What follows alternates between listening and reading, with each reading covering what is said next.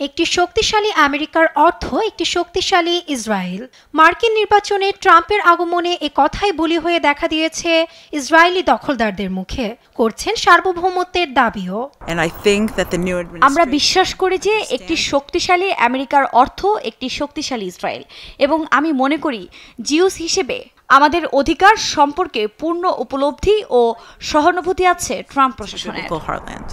এর আগে 2017 সালে জেরুজালেমকে ইসরায়েলের রাজধানী হিসেবে আনুষ্ঠানিক স্বীকৃতি দেয় ট্রাম্প। এরই মধ্যে এলাকাটিতে বৃদ্ধি পেয়েছে রেকর্ড সংখ্যক ইসরায়েলি বসতি স্থাপন। ফলে ভবিষ্যতের দেশ হিসেবে এর সার্বভৌমত্ব দাবি করতে শুরু করেছে দখলদাররা। এতে ট্রাম্পের নতুন প্রশাসনের পূর্ণ সমর্থন থাকবে বলে তাদের বিশ্বাস।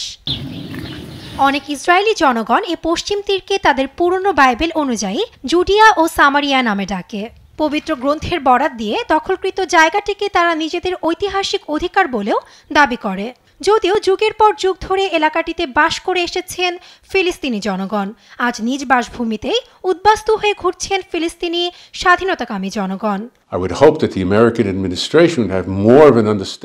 আমি আশা করি আমেরিকার প্রশাসন আমাদের ঐতিহাসিক আইনগত অধিকার নিয়ে সচেতন থাকবে এবং ভবিষ্যতে জুডিয়া ও সামারিয়ার সার্বভৌম ক্ষমতা আমাদের সবচেয়ে বেশি দরকার। 2023 সালের পর পশ্চিম তীরে রেকর্ড সংখ্যক বসতি স্থাপন করা হয়। অক্টোবরে গাজায় যুদ্ধ শুরু হলে পশ্চিম তীরে নতুন করে রাস্তা নির্মাণ করে এলাকা সম্প্রসারণ করতে থাকে ইসরায়েলিরা। এর মধ্যে ব্যাপকভাবে বৃদ্ধি পেয়েছে ইসরায়েলি নৃশংসতাও। লেবাননে চলছে হত্যাযজ্ঞ, কোনোভাবেই থামছে না হামাস ইসরায়েল যুদ্ধ। আমি মনে করি আমরা এখনো আমেরিকা প্রশাসন, জাতিসংঘ ও অন্যান্য মানুষকে আমাদের অধিকার সম্পর্কে বোঝানোর প্রক্রিয়ায় আছি। আমরা খুব শীঘ্রই এখানে সার্বভৌমত্ব আনব।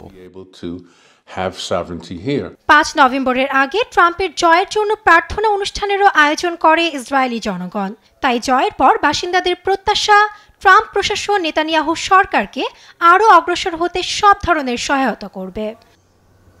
জাতিসংঘের তথ্য বলছে 1948 সালের পর প্রায় 8 লাখ ফিলিস্তিনিদের জোরপূর্বক বাস্তুচ্যুত করা হয়। নাসরিন আক্তার, নিউজ ডেস্ক, দেশ টিভি।